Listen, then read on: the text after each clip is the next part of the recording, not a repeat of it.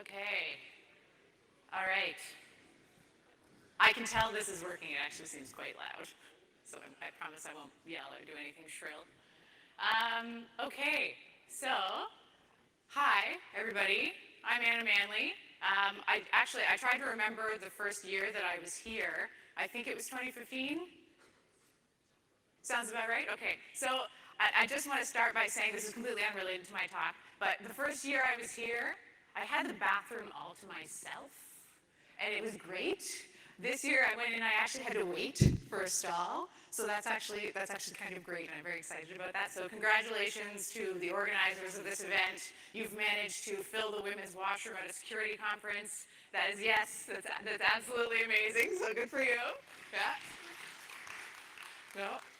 But I will require a private bathroom next time I come back. Just so you know. Okay, so this talk is I also need to start by saying I'm going to give you a few disclaimers here, not aside from my usual lawyer disclaimers. So when I put this abstract in for this talk, I thought that it would be easy, and that was incredibly foolish of me.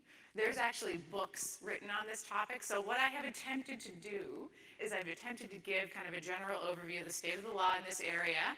I've attempted to make you extremely paranoid about the activities that you partake in and undertake, but I've also tried to give you basically a working level of knowledge of this area and what happens when you voluntarily take it upon yourself to discover and then disclose security vulnerabilities to third parties. Okay, that's what I'm talking about. But so with that being said, this is a very cursory talk, although I will be drilling into some of the details. So I'm a lawyer. None of this is legal advice. All that stuff. This is my usual disclaimer. My answer to 90% of your questions is going to be it depends. So. And that's incredibly annoying, I know that, but it really does depend on the particulars of a legal situation. So, but this talk was also, and the title of this talk was just an excuse for me to see how many cat pictures I could insert into a single presentation. I'm attempting to break my own record. I don't know what that is, but I think I've broken it with this slide alone, so spoiler alert, I was successful. So, the reason I wanted to do this talk is that last year, around this time, a young man, we already talked about him this morning, which is good.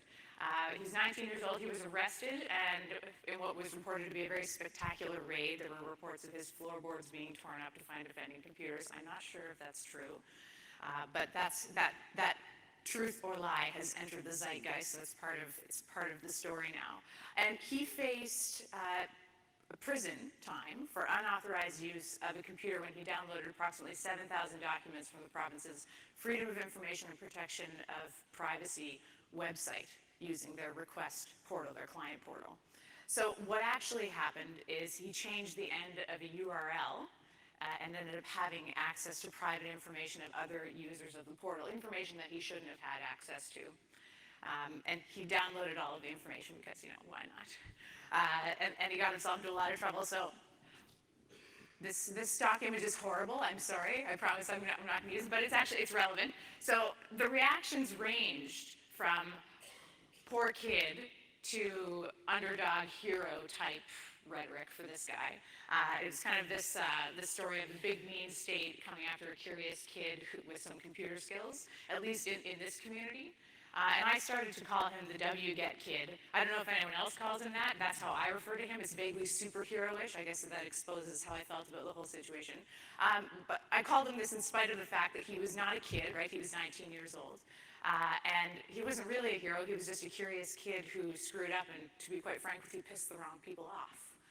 So, but as we talked about this morning, the Halifax police did eventually drop the charges against this guy.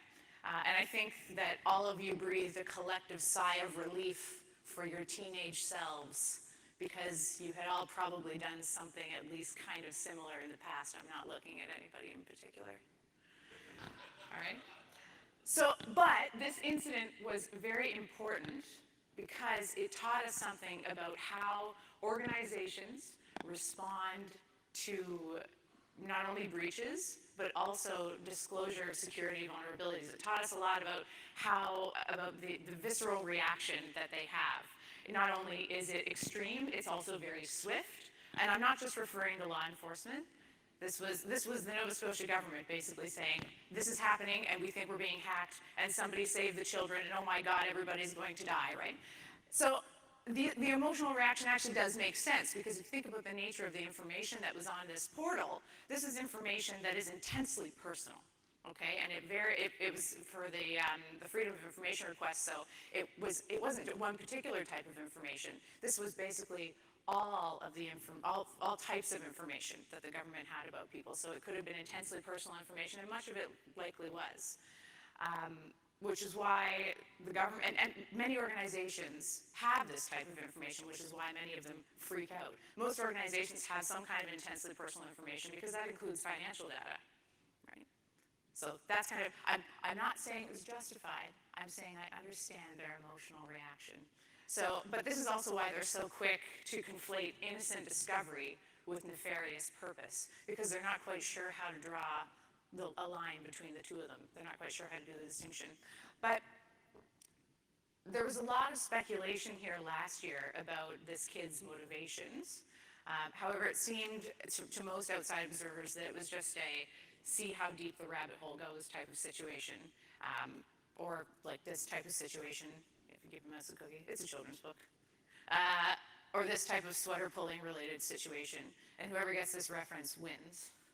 So I wasn't surprised by the story in the least, okay? I've represented companies who have experienced breaches, and the initial calls when they come in are panicked.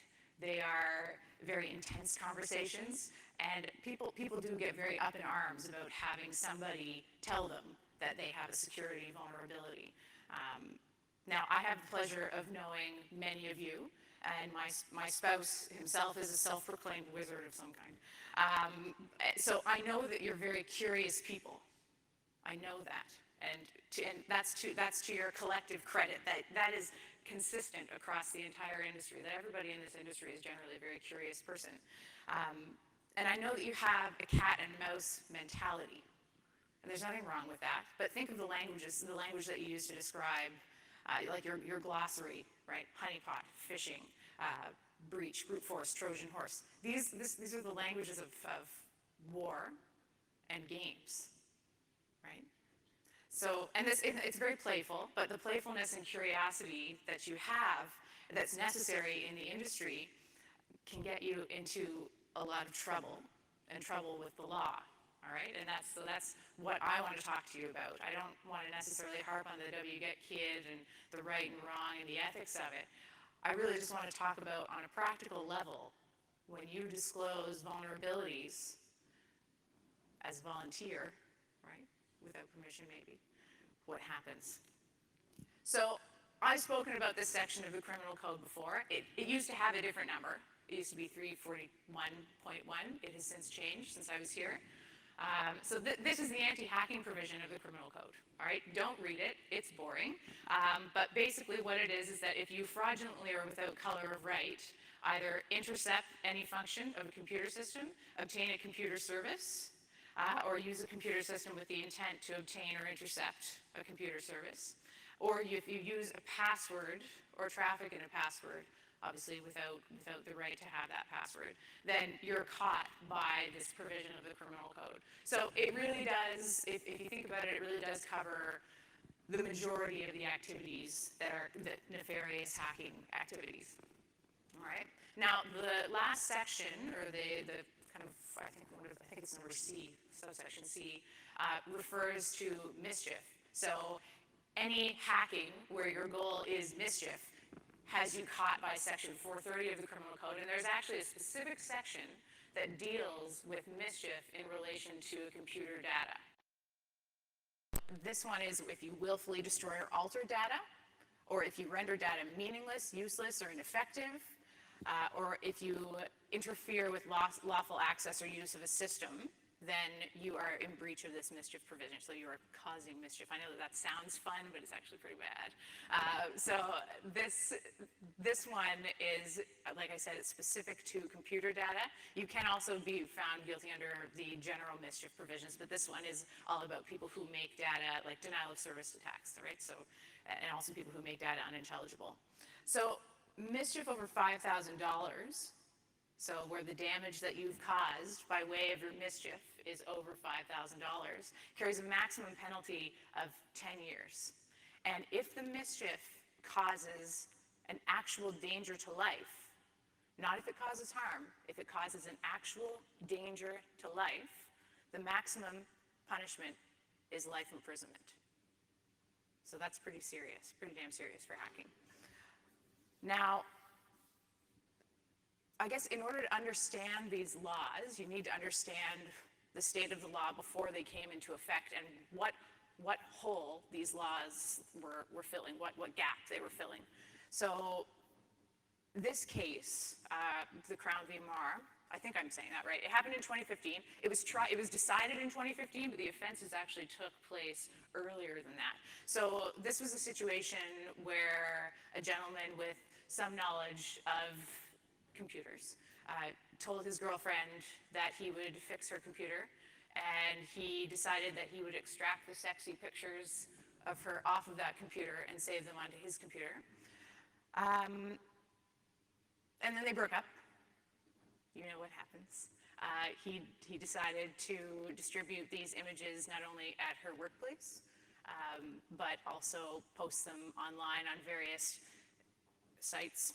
So, and she called the cops, all right? So then there's this court case. And one of the questions that arose at the hearing and trial was whether or not he had stolen her data, whether or not he had actually taken something from her. So this is more the theft. And unfortunately, at the time, the only law that would have protected her from that theft of data, basically the only hacking-like provision at the time was for theft. But the court held in this case that he couldn't be found guilty of taking her data because data wasn't capable of being stolen. It wasn't something that could be taken. Okay? Now, this is why, and this is where the laws came from. This is why the laws have to exist, why hacking legislation came in. Part of the reason, and these cases, this is just an example. This is just the first one that came up on my search. The rest of them, there's a huge long list of basically the exact same scenario happening, and courts not being able to grapple with the fact that someone has stolen data from somebody else using the traditional law at the time. So the law that applies to a vase or a car couldn't apply to data. That's why the laws came in. So the new laws on computer data didn't apply to this case because of the time of the offense. The new laws came in 2015. They got royal assent at that time. And this one obviously didn't apply. They dealt with that at the hearing. This guy basically got off scot-free. And as a side note, the laws regarding the distribution of intimate images without somebody's consent also did not apply to this case because they were not in force at the time. So this guy just got off scot-free. So you can imagine why we want to create laws to protect people from these scenarios.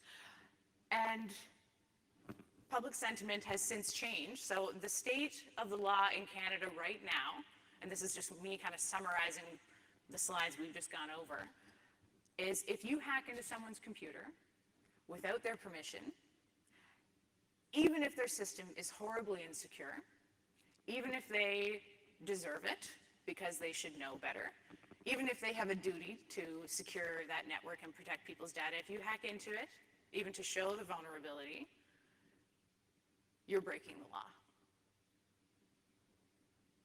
All right?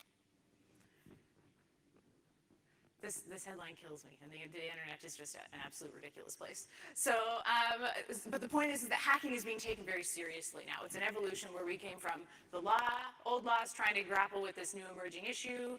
Laws now apply to that issue because public sentiment has changed based on the offensiveness of those previous cases. So public sentiment now is holding that hacking is very serious. We're all very concerned about it. You see news reports about it, various breach reports and all these things, and everybody is getting very up in arms and very paranoid about it. And this may sound very extreme, and I know that some of you have probably experienced this in some way or another, but I mean, consider this. So the last time I was here, I was quite pregnant. I was very round. I kind of waddled around. I didn't get to drink at the after party. It was horrible. But I'd since given birth to this. I'm kidding. He's actually way worse than that. No, I love him. He's fantastic. But when I was giving birth, I opted for the epidural. Okay, and I saw one of these wonderful, glorious beeping machines next to me. So I was hooked up to a drug infusion pump. That's what this is. Now, an epidural is generally a fentanyl drip. Not many people know that. Fentanyl is a very potent and dangerous drug. It's also glorious in that scenario. But the interesting thing is that this drug was locked up. It was locked up and it was followed around by nurses and everybody. There was like a chain of custody for the fentanyl, but the device was left completely unlocked, right? This is a locking, there's a plexiglass locking case around it. The device was left completely unlocked and it has an open interface. The model that was next to me had a handy little USB port on the outside of it. There have been multiple researchers who have gone in and have discovered that these devices have significant vulnerabilities. I'm sure that you're all aware of that. And my spouse, who knows a lot about these things, and I can talk about him because he's not here this time, so I feel like I can like bad talking while he's not here to defend himself. But he knows about these things, and he felt it was a very good time to talk to my anesthetist about device security. Yeah. The nurses were not impressed with him. So, but, and this is, let me get to my point. Under the current provisions of the criminal code, if you attempt to expose a vulnerability in a device like this, if you do so without permission, then you are potentially causing harm to a person. There's a risk that you are causing harm. You're causing genuine risk to life. Think about it, if some of the safeguards didn't work, okay, and the drip started running faster, I would be dead, okay? I would die from a fentanyl overdose directly to your spine. So there's a real risk here. And this is one of the things that when the public hears about this, they freak out and they feel very vulnerable. And I know everything has come full circle. So I've talked about the Ashley Madison hack before. I talked about the legal implications of it in some of my previous talks at this conference. And so causing direct harm in terms of what happens when you break into a system or when you hack into a system, wasn't cutting it. That's basically why the laws changed. Okay, the law needed to catch up with the fact that simply accessing and disseminating information was a violation, and it eventually did. That's why the changes happened. So and part of that was from the Ashley Madison hack because we realized that people are actually deeply affected by their information being released. 2 people committed suicide. 2 Canadians committed suicide after the Ashley Madison information was released. You can imagine why. This was an adult website where people would attempt to find other people to have affairs. Of course, it ended up that only 10% of the people on the site were actually women. But the point is that there is a real risk. Now, after this happened and they started trying to find the people who perpetrated this attack, the Toronto police said specifically, this is a crime, we're coming after you, it's very serious. And that was, to their credit, one of the first times that they had actually come out and said, yes, hacking is a crime, it's very serious, it causes harm to people, we're coming after you. Now, unfortunately, the practicality of finding these people proved to be more difficult than they could imagine, I think. And no charges have even been laid in this attack. Now, other jurisdictions are also, who's heard of this one? This was another teenager with brains but no common sense, this type of situation. So this was an Australian teenager who hacked into Apple. Okay, they hacked into their mainframe between 2015 and 2017. He downloaded like 90 gigabytes of data, and he stored it on his personal computer. So I don't actually think he thought he was doing something wrong. If he thought he was doing something wrong, he would have done something else with the information and put it somewhere else. And he named the folder Hacky Hack Hack. So I mean, he wasn't exactly covering his trail very well. So he was caught, and he actually ended up pleading guilty. And because he was a minor, and because they didn't perceive any actual harm arising out of the release of the information, I think he received 8 months of probation or something like that, probably community service, which I'm sure for a teenager is worse than jail. But anyway, it didn't end up so badly for him, but the point is that it definitely could have. because a lot of this and a lot of our perception of the reaction to these events depends on what actually happens. So if someone actually gets harmed by the event, then the response is going to be swift and it's going to be brutal. Whereas on the other side of it, if it's just a release of information, maybe it's not all that personal, even if it is that personal, if nothing bad happens, then the response is generally, oh, those hackers, and no one really pursues it. And that's partly because it's so difficult to pursue these criminal cases and a lot of police departments just don't have the resources to do that. And we talked about that a little bit this morning. Which brings me to, the obvious conclusion, hacking is really illegal. This is just, it's just illegal. But we're talking about something else other than hacking today. We're talking about you discovering a vulnerability and disclosing it. And that's where we need to really drill into the provisions and how you actually get caught by these provisions. And not how you can get out of them, because I can't advise you on how to get out of breaking the law and how to get off scot-free. But there are two elements to every crime, okay? There's the intent element, and there's the actual doing of the crime, okay? Your mens rea, which is your intent, okay? And the actus reus, which is Latin for, doing stuff. And it's the difference between just thinking about doing something and actually doing it, and it's the difference between accidentally doing something illegal, okay, and intending to do something illegal. And you need to know that ignorance of the law is not an excuse, okay? That's one of my favorite legal principles to tell people. Just because you don't know what the law is and just because you don't know that it's a bad thing, doesn't mean that it's not going to catch you. So that's not what I'm talking about here. I'm talking about actually having to form the intent to do something, and that is an element of a criminal offense. If that's not there, if the intent isn't there, then you can't be caught by whatever the criminal provision is. Okay, and the classic example is breaking into a car. Okay, so we've got my little thought bubble, guy thinking about it, intending to do it, and the difference between him actually doing it. So this is an important distinction when we talk about the WGET kid, okay?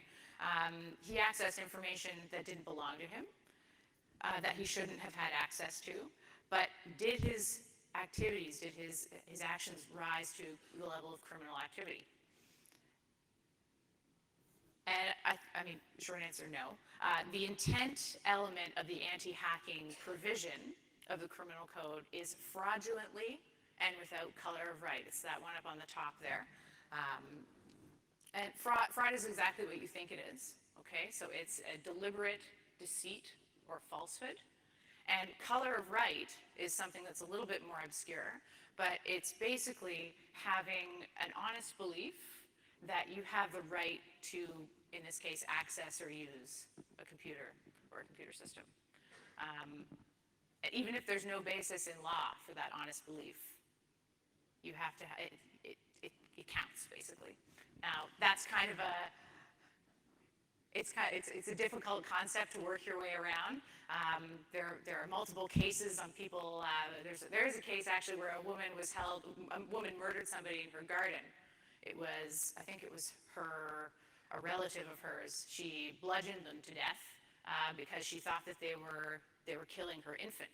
They were kind of hunched over. She came in and they were kind of hunched over the infant, and she hit them with a shovel or something. They died immediately. And she actually was not found guilty because she didn't have the intent to kill someone. What she had the intent to do was to defend her child. So she couldn't be found guilty of murder because she didn't have the intent to do that. So that's how powerful the distinction is, and that's how powerful the actual intent element of an offense is.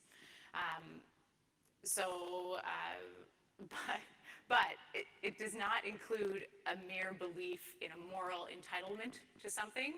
So I can't say, well, that's mine, so even though you think it's yours, it's mine, so I'm not stealing it when I take it from you. That's not how this works.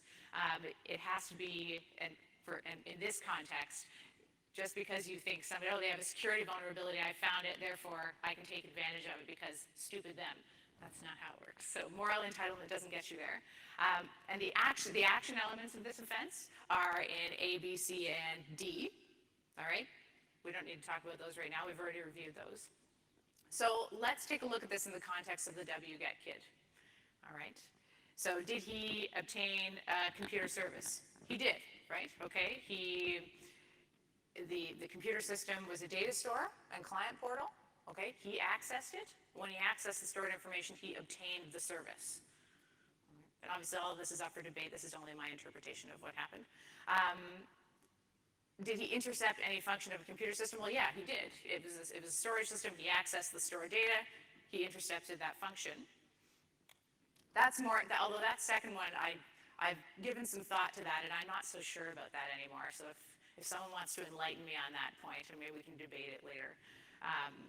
But he also arguably used a computer system to obtain or intercept. So once he realized that he could access the information, he continued to do that, and to download it. So he had the action of getting that information, but he also had the intent of getting the information. So certain elements of it are there.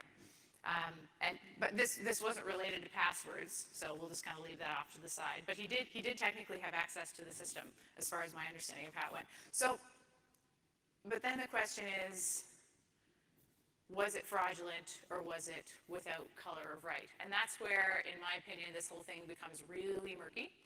Okay, and I don't think that it was, because remember that fraud is a deliberate falsehood.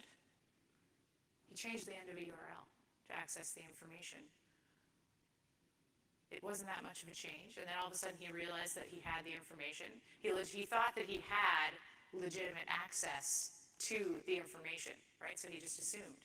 And the same argument goes for the color of right issue here, the color of right element. So he had an honest belief that he had the right to use the computer system, and just because he poked around and discovered that he could access other elements of the system doesn't mean that he didn't have color of right. But that is significantly more complicated, and I think that that's a really slippery one. And part of me doesn't like the argument that I'm making right now. But the point is that it's not obvious that he didn't have color of right, that he makes out that element of the offense. So, I mean, so was he reckless? Was he reckless in continuing to access the data? He absolutely was. Okay, he was a teenager, he's crazy. Should he have kept unraveling the thread? Probably not. He probably should have stopped tugging at the sweater. But his actions, in my opinion, fell short of a criminal offense. And it was obvious to me at that time, and I hoped and knew that the charges would be dropped basically because he hadn't made out those elements of the offense. And I think I spoke with a few of you at the time that I was pretty sure that it was all going to be okay for that poor kid. So this is a graphical representation of what actually happened, in my opinion, to the poor kid. Yes, I'm racking up the cat pictures. So honestly, though, the whole story made me really sad. It made me very sad because he's a young guy. Obviously he's technically an adult, but were you an adult when you were 19? I wasn't an adult when I was 19. I don't even know what I was doing. Probably getting tribal tattoos or something ridiculous like that. But it made me sad because he's a young kid, and he's got enough knowledge of computers to realize that this vulnerability is there. So he's probably a pretty smart kid. He has some skills. And he used those skills. His natural curiosity overtook him, and he did something that was ill-advised. And obviously hindsight is 20/20. But, I hope, what happened is that he did this seemingly innocent activity, and then he had the whole weight of the state coming down on him. His home was searched. He was charged with a criminal offense. The charges were dropped, but he still had that prospect standing in front of him. He would have been advised by whoever his lawyer was, okay, it was not me, that he had the potential for jail time, for prison time, okay? That's scary. That's scary for anybody, let alone a 19-year-old kid. And I hope that he has enough self-esteem or teenage ego to get over this event and to keep doing, the legitimate part of the work that he's obviously got some skill for. So I hope he touches a computer again. But the sad part about this is that it's enough to scare somebody away from the curiosity that makes them so good at this. And that's why I found it sad. So that's the criminal side of things. And the reason I like to deal with that first is because the criminal elements of these offenses and the criminal elements of hacking and how that relates to what you guys do on a daily basis is important because it informs the civil side of this issue, okay, of vulnerability disclosure. So let's talk about the civil liability. So the general principle is that if you're a manufacturer, you are liable for any issues with your product. We're not going to talk about that in detail today. I just wanted to put that general assumption out there because I wanted to say that it's actually more complicated in relation to software. The law is still kind of figuring out how we deal with manufacturer liability in relation to products. Is it direct? It's not like making a car. Cars don't, at least until very recently, cars don't interface with other software. And they're kind of just a one-off thing. Whereas if you manufacture a software product, it may interact with multiple other software products, right? So it's significantly more complicated. That's just one example.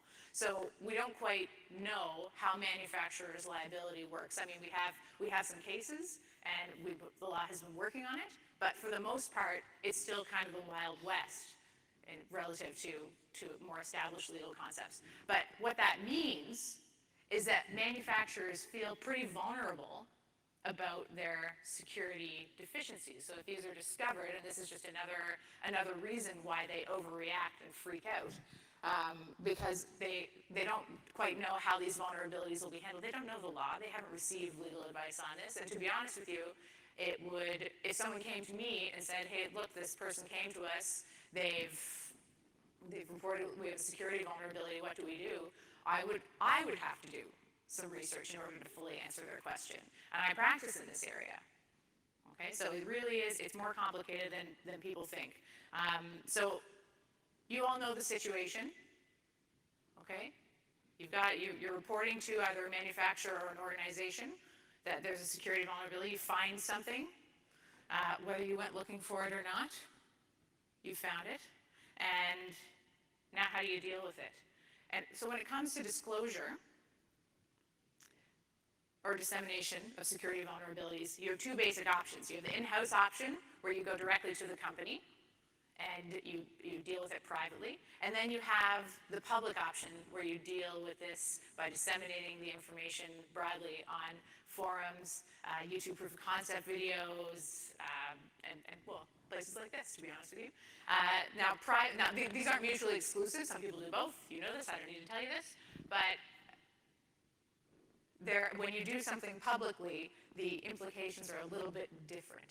And I can't really talk about that right now in detail, because that was the part of the presentation that when I started looking into it, I was like, holy crap, this is very complicated. And it's a multifaceted issue. You're engaging issues of freedom of speech, you're engaging issues of copyright, defamation, and all these things. So what I want to address specifically, just so that we don't end up having a conversation about broad strokes of nothing, I want to deal specifically with the private disclosure, okay, and what happens when you disclose them to a company.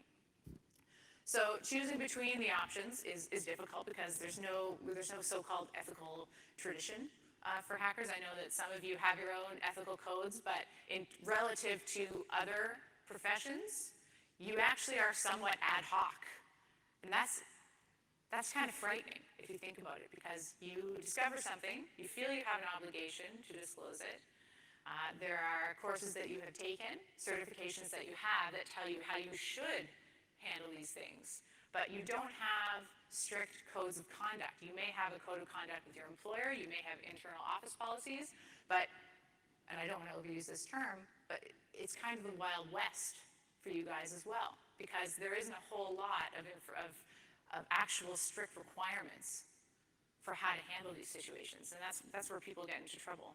So, and what happens in these situations is because you guys don't have any clear code of conduct, then when these incidents occur and you disclose a vulnerability, people don't know how to react.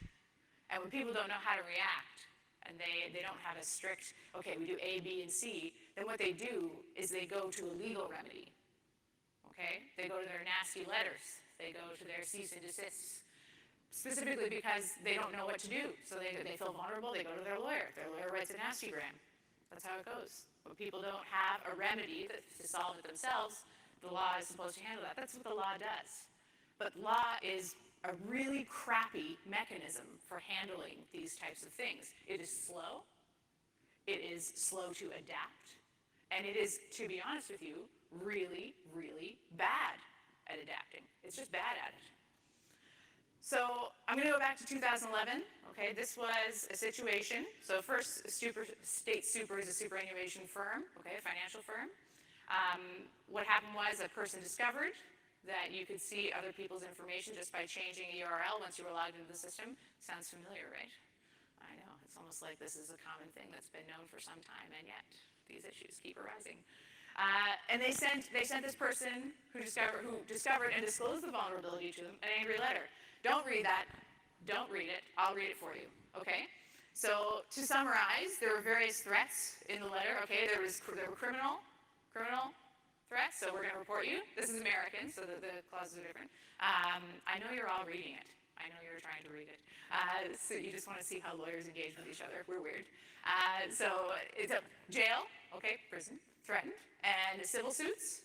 Okay, and they said, look, we're going to make you pay for all of our legal fees in relation to this, and we want your computer, and no more access for you. You're not accessing our system anymore. You've breached our terms of service by even reporting this thing to us, by exposing this vulnerability, and we're really, really mad, basically is what happened. So the person received this letter in spite of the fact that he or she made the disclosure in good faith, and that's a magic word here, for the purpose of improving security. And letters like this are kind of the reason why it's now standard practice for software companies to reward people who voluntarily report security vulnerabilities. Okay, some of them give you money, some of them say thank you, bye-bye, and that's it. But the point is that most software companies have realized that there's real value in having all these people working on a volunteer basis for free to find these security vulnerabilities, okay? But the problem is, and that's great and everything, and that seems to be the way things are going, but that's not a standard. They're not required to react that way, okay? That's basically when you do this, you're at their graces. And unfortunately, people react like this. There's the people who pay you and thank you, and then on the other side, there's the people who freak out and call their lawyer, okay? And there's nothing requiring one or stopping the other. So how do you protect yourself? This is the practical element of this. So ethical hacking is legal, which I guess that's what we're talking about here. We're talking about ethical hacking, as long as it's performed with the permission of the person whose system you are exposing the vulnerability for. Okay. Now, whether or not you're actually engaging in hacking is an important question here. And that's why we dealt with the criminal code provisions, because those are the provisions that would govern whether or not you're actually hacking in terms of criminal liability. Okay? And those definitions inform what your civil liability would be if you're hacking without somebody's permission. Now, many courses teach methods of ethical hacking, and many of these certifications, like CISSP, have like codes and policies. By my own admission, I haven't dug into them as much as I would have liked, so if I say anything wrong, I would like to be corrected immediately, possibly with a tomato. Please don't do that. So two interesting tidbits about CISSP. The first tidbit is completely unnecessary, and that's that green is a very calming color, and it denotes security, and that's probably why they've chosen this for their logo and the majority of their materials. But it also is a registered trademark, okay? And that means something. That's actually the power of that brand. Now, I guess a third interesting tidbit in that in Canada, the R doesn't actually mean anything, but American patent agents who practice or copyright agents and trademark agents who practice in Canada put that on there anyway, just in case, okay? But it doesn't actually do anything in Canada. What it means is that it's a brand, okay? So the Canadian trademark for CISSP was filed in 2003 by the International Information Systems Security Certification Consortium, Inc., which kind of makes them sound like their CEO looks like this. Okay, yeah, Star Trek, yay. But It was registered in relation to specific services, okay? And these services are the provision of, don't read that, the provision of information security by professionals, certified by ISC, and the development and implementation of strategies and policies related to information security, okay? That sounds like good stuff. That's fair. But this was registered, and this is where we really dig into the nitty-gritty of this. This was registered as a certification mark, okay? And a certification mark is a special kind of trademark. And in Canada, that means that it's connected basically with a set of rules that in order for anyone who wants to use that logo, in order for them to use it, they have to follow those set of rules. Okay? They're basically licensing that trademark term, that trademark logo, in order to basically give themselves authority, okay? So in order to have a certification mark, we've got character equality conditions, our class of persons, and a specific area that it's in. So it's a gatekeeping function, okay? That's what it is. All it is a certification mark is, in order for you to advertise yourself as CISSP, you need to have you need to be certified by us, then you're licensed by us, you need to comply with our policies, okay? But that's not really a shield. That's not a lot of protection for you, okay? CISP is a brand. It is not legislation, okay? And here's where I'm not bragging. I'm trying to use that as an example. Lawyers are a creature of legislation, okay? Lawyers have a legislated monopoly where we're the only ones who can practice law. And in exchange for that, we have a very specific set of rules that we have to follow, and those rules are codified in law, okay? That's a creature of legislation. And these rules are very clear, okay? And if you don't follow them, you're out, right? You get disbarred. But you guys don't have that. What you have is you have a certification mark. That doesn't mean you don't have any protection, because what the certification mark has done is it has allowed the development of an industry standard. I'm not talking just about CISSP, okay? I'm talking about the fact that your industry is gaining more of an identity. And as you gain an identity, you set up standard practices that you all agree, or maybe debate on the finer points of, but you set up general practices that you all agree are the best practices, okay? And those things are powerful. Industry standards are what protect you, because in a negligence suit, the question really boils down to, did you comply with industry standards? If you did, it's less likely you're going to be found liable. If you didn't, then you're in real hot water. So what does this all mean? I'm going to try and round it up in some questions and a case study. So really quick, rapid fire. I'm an employee. I discovered and disclosed a vulnerability to a third party, not my employer. Can I be fired? The easy answer is yes. You can be fired for off-duty activity. So if you expose a vulnerability, okay, and that third-party company gets pissed off, they contact your employer, they can fire you. It's actually really hard to do. It is difficult to fire somebody for their off-duty activities, but if those activities are found to endanger the reputation of the company, then it's more likely that you could be fired. So next one, I'm an individual. I discovered and disclosed a vulnerability to a third party without permission. You actually found it without actually asking their permission. Can I be sued? And the answer is yes. And we have a new tort. It started in Ontario. It's since made its way to Nova Scotia. It's the tort of invasion of privacy, okay? And basically, if you and it doesn't only apply to computer systems. But if your conduct is intentional, okay, in accessing the information, if you invaded without lawful justification, right, we're going into that color of right element, the private affairs or concerns of somebody, and if a reasonable person would find that invasion highly offensive, then you could be found liable under this tort. Now, this tort is very limited, because obviously this could apply to all sorts of situations. It's limited to the personal information that a reasonable person would feel very violated if it were released. So financial information, sexual information, like private diaries that are, you know, a little bit more than, I love so-and-so, heart, heart, heart, a little bit more than that. But the damages in this tort are quite real. They go up to a maximum of $20,000. Okay? And that's punitive damages. That's aside from the damages if somebody loses their job, then you have a wage loss claim. So the tort is actually quite serious. Now, I think it would be very difficult practically, and I searched and searched, and I couldn't find a single case that applies directly to what we're talking about here in Canada, but I think it would be very difficult for somebody to find a person who voluntarily disclosed a security vulnerability for liable of that sort. It would be difficult, but still, it's there. And the point is that we don't know. And when we don't know, we have to exercise extreme caution because the consequences can be very real. Okay? So another one, I'm self-employed. I discovered and disclosed a vulnerability to a third party, not my client. Can I be sued? The answer is yes, just like before. You can either be sued individually, or if you have a company, your company can be sued. But if you're incorporated and you're practicing your trade under an incorporated entity, you can still be found liable for criminal activity personally, okay? So let's do a case study. I'm kind of running out of time, but I really want to talk about this. So, I know. So this is an actual, so I don't know, this person who's the subject of this case study may be in the audience today. This actually happened. So what occurred was my client was having a house built.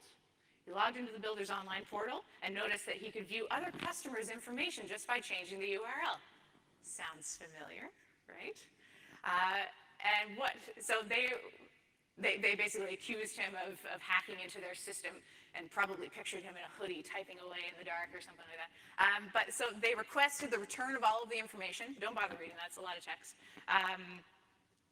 And all the downloaded material. And they also wanted proof to their satisfaction that he had removed all of the information from any other machine. Okay? Which it's like, how do you do that? You prove a negative. It's really difficult.